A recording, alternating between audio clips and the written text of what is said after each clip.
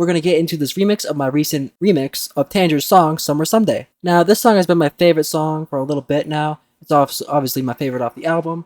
I wanted to remix it. When I play it, you might notice it sounds a bit different because I pitched up the song 39 cents to give it a more energetic vibe, to pitch it A to 450, roughly. And in this remix, not a single ounce of the original song file is in here. I remade the whole thing. So some things might be identical to the original, so that's intentional. But anyways, let's get into this remix. So for the intro, we have the piano chords with keyzone layered with the sine wave. And we got these little two things. This is a Xenology flute layered with a sine wave. OTT on that to bring it up, you know. We got this drum loop going into the build-up. We got this bass going into the build-up. And this bass is, I think, almost one-to-one with the original bass in the original song. It's just a saw wave distorted with a sine wave with chorus on it. Here we got the S for Zando guitar. It's very beefy, wow. What I did to it, I think it's kind of original, kind of the same. OTTs, got some Camel Crusher, EQs, that, and hardcore. Hardcore is pretty cool. Got that layered with some other guitars, Xenology, and a contact guitar from the Deer in the Guitar Bank. Comes back later, you'll see. And for the lead, we got this square arp lead. Fades in, and it ranges to 3 octaves for the arp. I've got that set to 0.7 time. Pretty cool. That goes into the drop, and we're gonna do the drop right now. So the drop layers that guitar with this keyzone, FL keys, and hypersaw. And then this thing I exported because it ate my CPU. Distorted guitar with some rhythm on it. I think that's the same rhythm as the breakdown we're gonna get to. We got that same guitar, and nothing really interesting happening in the first part of the drop. But the second part, we got our little chops. We got some chops with the layers.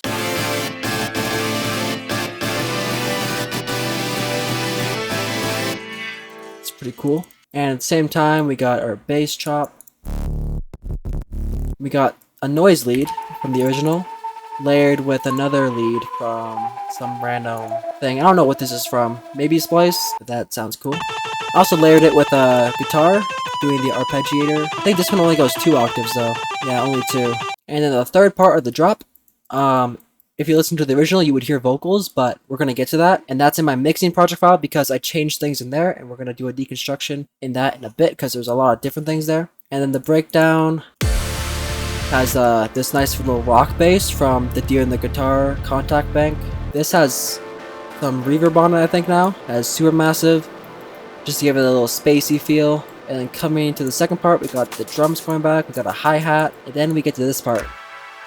It sounds way different than the original, and we're going to break down a little bit of this, and then we're going to go into why it sounds different into the other project file. So, rhythm layers, guitar, with this bass, and that's layered with a zappy bass. I don't know what this is from, but it sounds pretty cool. A ploinky bass, it's called. Or I think that's what I named it. I think this is from somewhere though. We got that layered with some ambience too. I love my ambience.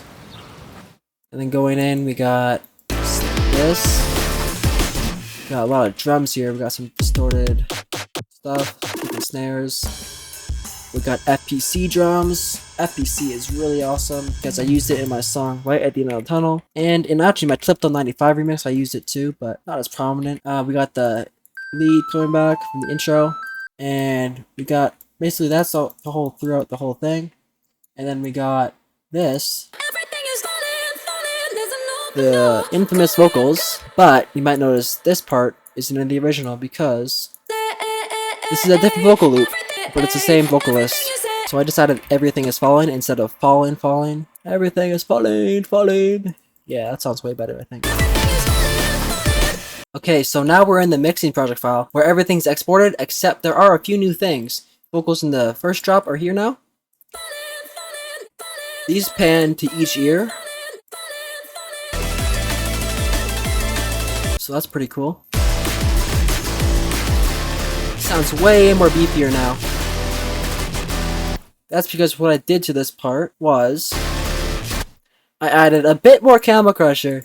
A bit more Camel Crusher. A big fat LaFonk on that. And I guess there was a harsh frequency here, so we just brought that down. But yeah, that's what it sounded like before. Now it's with the beefiness. I saved the song, I think. And the snare. This snare sounds different because I put an EQ, I compressed it, I don't know what I did there, boosted it a bit, fresh air, just kind of brings up high end, and another EQ. It's pretty cool. Oh, this kick is beefy. I think we boosted this one too. Yeah, we bring that down, but we add a Camel Crusher. Also in this part is that I added a different lead. This is a brand new lead. Sounds a bit weird. Layered, but this one is the actual one.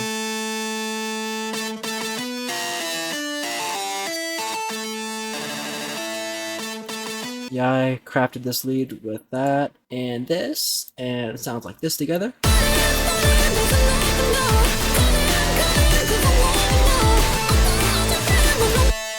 This lead has a lot of stuff on it. OTT, EQing, stereo imaging, EQ, Camel Crusher, EQ, bringing it down, reverb too, wow, and this.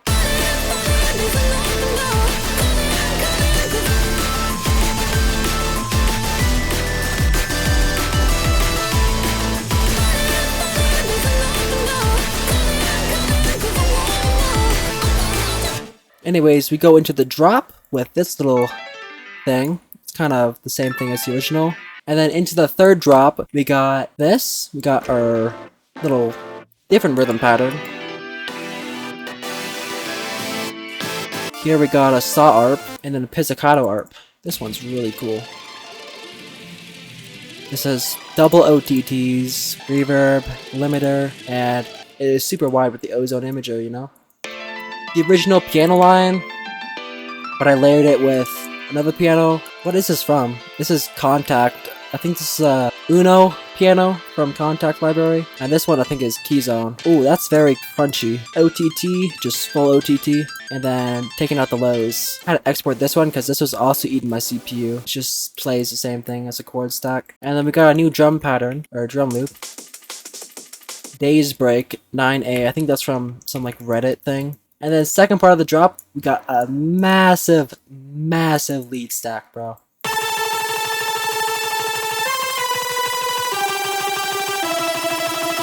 Yeah, so we got a saw, the same square as the intro, the noise from the first drop, that guitar again, and then we got an Ethel key arp. This one's very high pitched. And then we also do have the full vocal loop of this playing.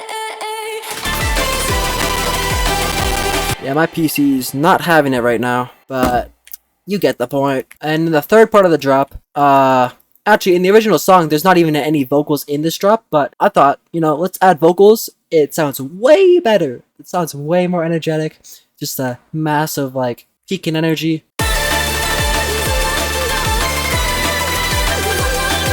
You can't hear the vocals as much here, but in the mixing project file, you can. We got this layering with that still.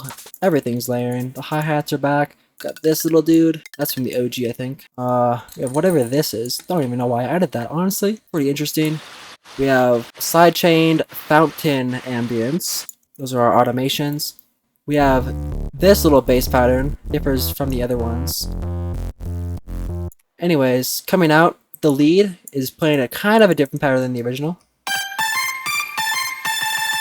Da da da da da da da da da da da da da da. In the original, it just does this.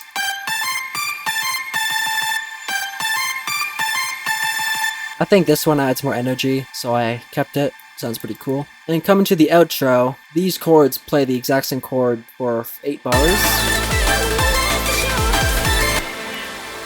And actually, it does it for a little bit longer, as you can see. The outro completely differs from the original song, and in fact, kind of almost entirely, because I didn't even reference anything from it. This rain, some weird frequency shift sounds, and I put chroma on it to add some cool stuff. Whatever this is, just water sounds everywhere. And then this sound, this drum loop, is drums from my song Resting Grounds. And then this is also from Resting Grounds, which is the song that transitions into Light at the End of the Tunnel. Got some strings, got a little ARP thingy. Actually, that kind of was the song from the original song. Coming out to the outro, we got the original intro stuff coming back.